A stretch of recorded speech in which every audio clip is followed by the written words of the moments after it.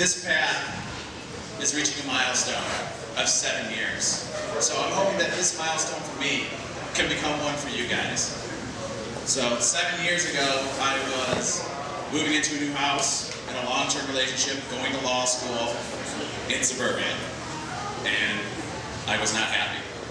And I knew I wasn't happy, and I knew I was missing something. I knew it was art, but I wasn't brave enough to find the path that I needed to be happy. So I got pushed. Life pushed me. And for good or bad, it shoved me off a ledge. And I found myself in early 2008 with a blank slate and an open eye. And I did what anybody with a blank slate should do, was I picked a dream and I chased it. And for me, that dream was to breathe fire like a dragon. So the cliff notes on that, for all of you that enjoy the cliff notes of life, I still don't know how to breathe fire. No idea, I did not know anything. I did find a dragon, but I have never breathed fire. So that brings us to the path that I took. The first thing that I found that I needed was I needed to find my passion. And if there's anything you take away from this presentation today is to find the passion of art in your life and to chase it. Be brave, take that plunge, and go after it. For me, that passion was fire. I grew up the son of a fireman, and I knew in 2008 when I was standing there looking at a blank slate of life that that would be my passion. Fire was an animal to me, it was never a thing. So I looked out into the world and I found fire and I wanted to breathe fire, but I couldn't do it alone. So I found community. And I met a lovely woman through another amazing woman. Through Doxy, I met Peachy. Peachy led me to a community, to the Theater Bazaar community, and this little community called the Detroit Burning Man community. Have you guys ever heard of that? And this community fostered and gave me the space and allowed me to be an artist without remorse, without feeling bad. And that community is what fed that. Well, I got there and I learned that fire breathing probably wasn't going to be for me because I found this really more awesome thing called fire arts. In 2007 in law school, I had no idea what kinetic art was. I couldn't tell you how to plumb a thing. It just wasn't my thing. I didn't have any of this knowledge, so I had to build skills. I'm not a natural at building fire art. It's not something that came just to me intuitively. I had to learn it. I had to build that skill. So I went out and I digested everything I could find. I took classes with Dave X. I read everything I could find on the internet, and I built a skill. Because you don't have to be a natural at art to make art. What you have to do is be passionate about it. Be passionate enough to go out there and learn it, and digest it, and ingest it, both of those, to the point where you're better than the people who are natural at it because they just have it where you want it. So from that, I had skills, I had a great community, I had passion, but I still was just building things. I wasn't making art yet. And I got lucky enough that I met a guy by the name of Greg Holmes who gave me an opportunity to take building things and learn about art. And that's really where I think it's an important path on the path of an artist is finding other artists and not being afraid to learn from them. I don't know everything. I turn to other artists all the time to learn from them. And I've been gifted with amazing, amazing teachers, both inside my community and outside my community.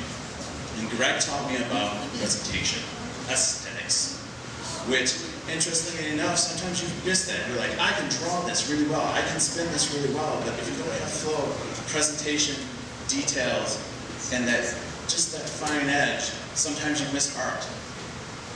From that, I moved on from that project, which that project, by the way, was I got to pull the 33-tube microphone on the side of a building next to an international border.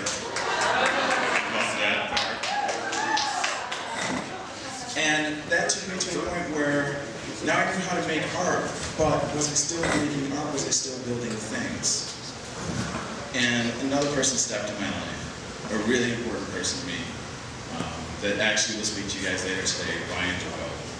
Yeah! And Ryan Doyle has taught me about what it is to be an artist. And I'm here to hopefully teach you guys some about that today. And some of it, a lot of it, is paperwork. If you want to be an artist, learn how to write grants. There's lots of that. Learn how to do things that you want to do that are passionate and interesting, but also get paid to build them and learn the value yourself.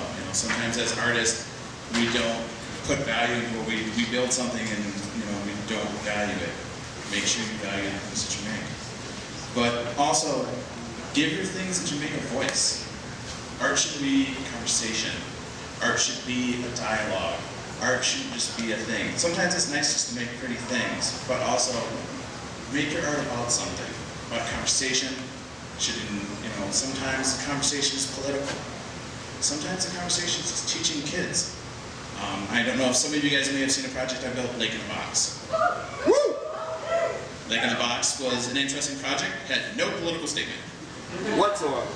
But it did give us an opportunity to teach, which I could make it fair and could teach kids about electricity and stuff like that. Is Lake in a Box art? No. It's a thing I built. It's a nice thing, but it's not art. Pyrophone? That was art because we were bringing in dialogue. We were having conversation. It was about firefighters and laws. It was a large presentation behind it. So that's really where I kind of want to bring this whole conversation, is that if you take anything away, take away that, find your passion, take the plunge. Find what you do that makes you passionate, not just what you do well, but what makes you happy.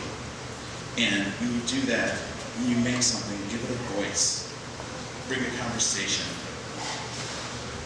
and breathe your passion politically, emotionally, hate, anger, love, into your art. And when you put that passion into your art without any reservation, I don't put, when I draw a proposal for something that I want to do that's art-wise, I don't put any reservation to it. Sometimes I write proposals that aren't going to get approved, but it's what I want to do, and it's what I want to do that's passionate.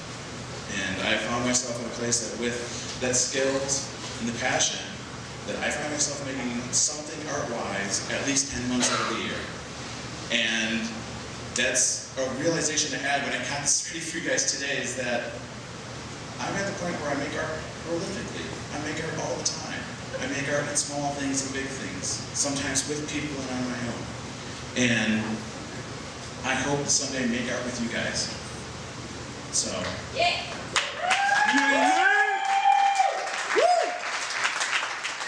That's what I have for you today. Just me on a stage. A more interesting me than I began with. But find your passion. Find a community that feeds it. Build the skills to do that art that you want. Work on presentation every day in everything you do. And give your art a voice. Thank you.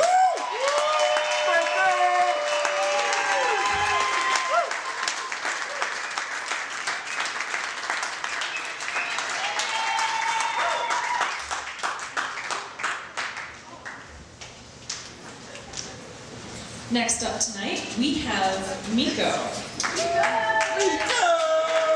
his boring daytime life, Miko is a professional software developer. In his exciting nighttime life, Miko is a coordinating member of Syncytium since 2010 and a burner since 2007. He is a writer, musician, technologist, and the third most poorly credited scholar on the synaptic degradation of rodents with prolonged exposure to Ingmar Bergman films.